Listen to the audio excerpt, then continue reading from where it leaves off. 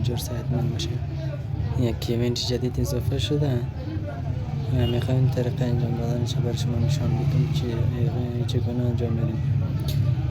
بیایید ایونت وارد شیم. ایونت ورژن 3.9 نیوز که گفتم اینجا وارد میشیم.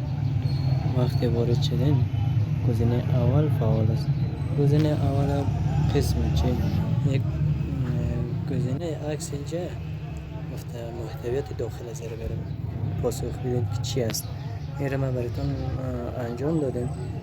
نحوه درستشه یک راجستر ما علامت راجستر اینجا راجستر میزنیم.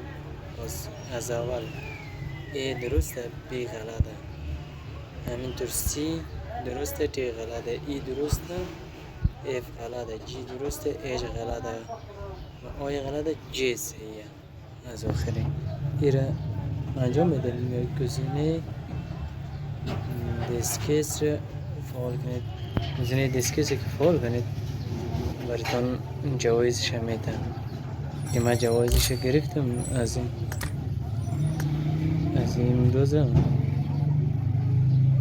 من جوایزش گرفتم.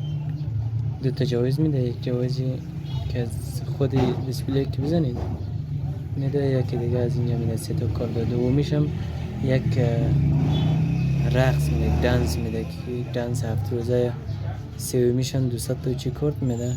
چهارمیشم یک دنس میده که معلوم نیست کدام دنس میده، خود دایمی است که میشناش انجام میدین. و میشن دومی تاریخ 6/9 من میشن اولی که امروز تاریخ داده 6/5 میشن دومی 6/9 میشن سیومی 6/17 میشن چهارمی هم 6/20 که هر بار که میشن آمد من انجام دادم. طریق انجام دادنش بر شما میمونه.